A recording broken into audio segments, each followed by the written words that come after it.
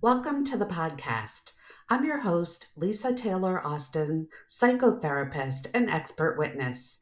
And today we're diving into a topic that might hit a little close to home. Spotting narcissism in your friends and figuring it out if they're really there for you. So grab your cup of coffee or take a walk or keep on riding in your car and let's talk. Let's start with a quick breakdown. When people hear the word narcissist, they often imagine someone loud, flashy, and self-obsessed. But narcissism can be much more subtle than that. It's not always that person who takes 42 selfies a day. A narcissistic friend might actually seem charming, funny, and even helpful at times. But here's the kicker. It's usually on their terms and only when it benefits them in some way.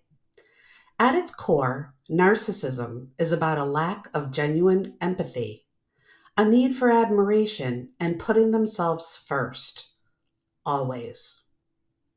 Now, we all have some narcissistic traits, that's human, but if someone consistently centers everything around themselves, even your struggles, it's a red flag.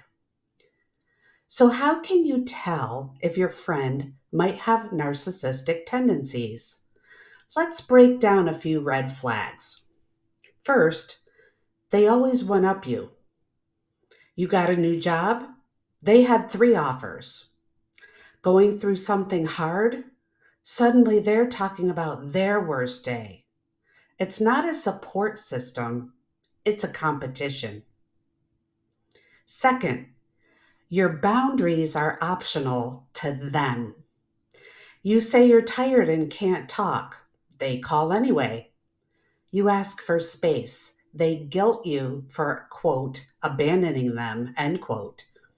Narcissistic friends often push boundaries because they think rules don't apply to them. Third, they vanish when you need real help. Ever notice how some people disappear when you're struggling but show up strong when there's drama about you, especially if they get to be the wise one dishing out the advice? Yeah, that's a narcissist playing therapist to feed their ego. Unless, of course, your friend is a therapist. 4, you're always the one apologizing. If you're constantly saying sorry to keep the peace, even when they're the one who messed up, that's emotional imbalance, not friendship. 5, they get weird when you're doing well. Watch how they act when you succeed. Supportive friends are genuinely happy for you. Narcissists might get cold, dismissive, or even try to downplay your success. Being friends with a narcissist can be exhausting. You end up questioning yourself constantly. Am I being too sensitive?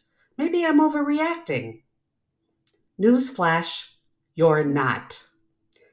These relationships can leave you drained, anxious, and unsure of your own worth because you're giving and giving and giving and giving and getting crumbs back. So here's the $10 million question. Are they really there for you or just when it's convenient for them? So try asking yourself, when was the last time they showed up without it benefiting them? Do they listen to understand or just to simply reply? Have you ever celebrated with them your success without a backhanded compliment from them? If the answers are consistently no, that's not just a bad week or a rough patch. It's a pattern, and patterns speak louder than apologies. Okay, so what if you've spotted some of this in a friend, you might ask? Do you cut them off? Well, not necessarily. First, you might want to talk to them, set clear boundaries, and then see how they respond.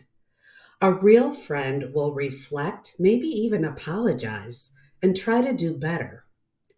But if they deflect, gaslight, or make it all about you being too sensitive, that's your cue.